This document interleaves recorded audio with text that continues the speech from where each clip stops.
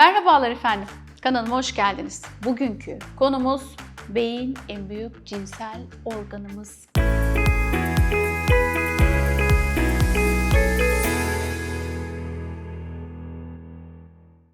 Beyin en büyük seks organımız. Şimdi bizim cinsellik deyince aklımıza hep ilk gelen şeyler oluyor. Fiziksel özellikler oluyor. Bizim beynimiz kaslı vücutlu, dolgun dudaklı, fit görünüşlü insanları hayal ederken kendimizi bulabiliyoruz. Aslında o karın kasları, Victoria's Secret mankenleri gibi mükemmel vücutları sanki cinsel hayatın olmazsa olmazıymış gibi bize sunulduğu için zihnimizde de bunlar yer etmeye başlıyor doğal olarak. Aslında işin komik yanı da zamanla partnerinizle yatağa girdiğiniz zaman bu mükemmel görüntüler yok. Her zaman da bu mükemmel görüntüler de zihnimizden de yok oluyor. Karşımızda elinde bir kitap, pijaması içinde oturan yahut arkası dönük, pijamayla uyuyan bir partnerimiz oluyor. Bu hayatımızın gerçeği. Öyle Victoria's Secret'leri falan hayal ederken kendimizi bununla buluyoruz. Peki fiziksel çekicilik önemli mi? Evet önemli ama unutmamamız gereken şey şu ki yatak odasında illaki fiziksel çekicilik olmasına gerek yok. Esas marifetli davranan şey beyin. O muazzam kıvrımlarıyla beynimiz. Çünkü gerçek cinsel tatmini sağlayan şey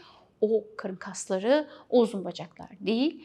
Duygusal, zihinsel, ruhsal bağlanmadan geliyor. Bir başka deyişle de o fit görünüşler göz alıcı olabilir. O beden kasları göz alıcı olabilir. O bacaklar harika görünüyor olabilir ama beyin tüm bu o gösterinin arka sahnesindeki asıl merkez, asıl yönetmen beynimiz. En büyük cinsel organımız.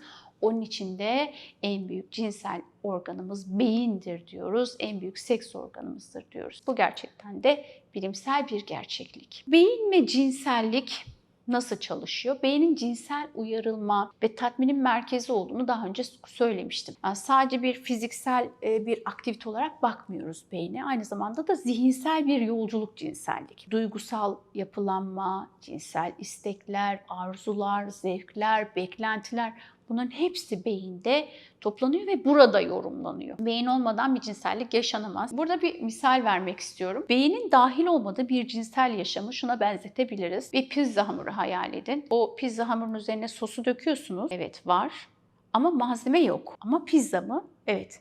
Bir tarz tad alırsınız ama gerçek manada doyurucu, haz verici, tatmin edici olmaz. Peki nasıl oluyor beynimiz cinsellikte rol alıyor? Beynimiz o cinsel arzularımızı, isteklerimizi, zevklerimizi düzenleyen bölgelerden oluşuyor. Belli alanlar var bununla ilgili. Genitosensöriyel korteks dediğimiz o beynimizin derinliklerinde bulunan limbik sistem. Limbik sistem dediğimiz yer prefrontal korteks dediğimiz alnımızın hemen arkasında bulunan yerler ve bu işin ustaları orası. Limbik sistem bizim duygusal tepkilerimizi, haz duygumuzu kontrol ediyor. Prefrontal kortekste mantıklı düşünmemizi, davranışlarımızı düzenlememize yardımcı oluyor. Bir nevi limbik sistem diyor ki hadi kalk gidelim, eğlenelim. Prefrontal korteks de ona diyor ki tamam ama önce bir mantıklı düşünerek hareket edelim. Limbik sistem beynimizin o duygusal DJ'si diyelim. Beynin alt tabanında bulunan o beyin sapının hemen üzerinde yer alıyor ve bizim duygusal tepkilerimizi yöneten merkez. Düşünün bir partidesiniz, bir parti organizasyoncususunuz. Müzikleri çalarken biz de o partiyi organize eden yerin üzerinde tam da pistte dans ediyoruz. Öyle hayal edebilirsiniz yani limbik sistemi. Cinsel uyarıyı bir aldığımız zaman da o beynimizdeki bizim limbik sistem devreye giriyor. Dopamin salgılıyor, serotonin salgılıyor, oksitosin salgılıyor, mutluluk hormonu salgılıyor ve bunları böyle kendine göre mix yapıyor, kokteyller yapıyor, kimyasal bir kokteyl olarak size sunuyor.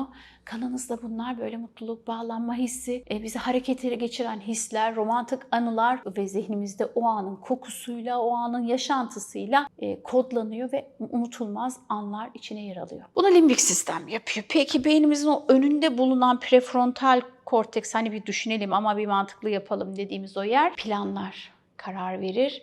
Bu gibi işlevlerde rol alır ve cinsel arzularımızı yönetme, düzenlemesinde de prefrontal korteks, limbik sistem kadar önemlidir. Limbik sistem duygusal tepkileri yönetir, daha akıllıca hareket etmemizi sağlar. Yani prefrontal korteks olmadan duygularımız kontrolden çıkar. Ne yaptım ben diye düşünebilirsiniz kendinizi. Harika bir cinsel ilişkiyi neler etkiliyor? Duygusal durumumuz tabii ki etkiliyor. Cinsel arzularımız etkiliyor. Tatminimiz etkiliyor. Kafamızın o sıradaki durumu, yatak odasındaki hava durumuna kadar her şeyi belirliyor.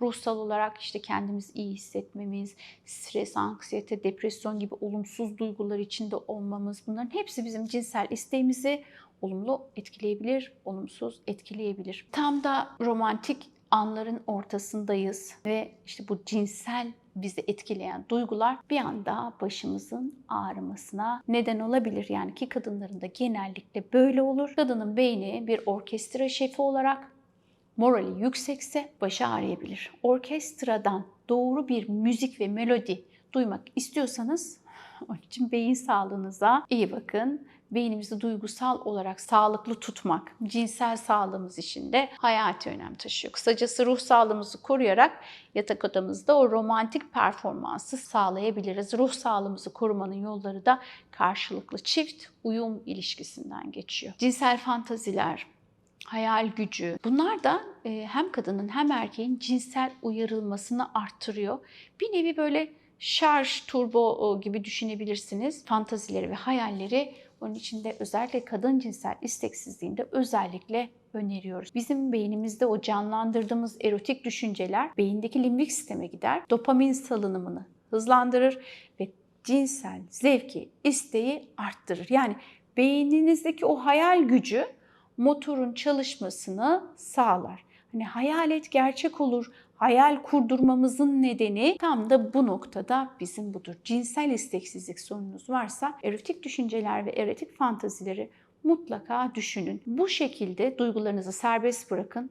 Kendinizi mesela egzotik adada bir işte sevgilinizle, partnerinizle hayal edin. Sıcak dalgaların içinde hayal edin. Hayal gücünüzün sizi nereye götürmek istiyorsa oraya götürmesine izin verin. Beyninizi bir film stüdyosuna çevirin.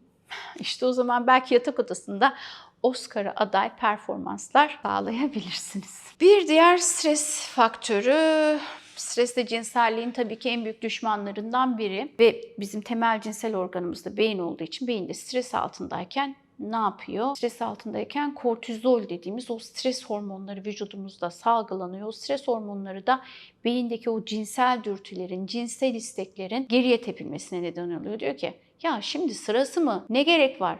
Diyor arkaya, hani stresli bir durum varken. Öyle olunca stres resmen bizim o cinsel isteğimizin, arzularımızın yok olması, tamamen devre dışı kalmasına neden oluyor. Sonra da bir yatağın bir köşesinde sen yatarsın, bir yatağın bir köşesinde de koca yatar. Nerede kaldı o eski günlerimiz diye kara kara düşünmeye başlarsınız. Bu yüzden stresinizi yönetin. Rahatlama tekniklerini öğrenin. Çünkü stres bizim kalp sağlığımız için de, zihin sağlığımız için de, beden sağlığımız için de, cinsel sağlığımız için de çok önemli. Unutmayın, rahat bir beden, rahat zihne, rahat beyin aktivitesine ve mutlu bir yatak odasına sebep olur. Rahatlayın, gevşeyin. Bir videonun daha sonuna geldik efendim. Bu konuyla ilgili veya başka konularla ilgili merak ettiğiniz şeyleri yorum olarak yazmayı, kanalıma abone olmayı, bildirimlerden haberdar olmak için zil ikonuna tıklamayı unutmayın efendim. Keyifli, sağlıklı, mutlu bir cinsel yaşam dilerim. Hoşça kalın.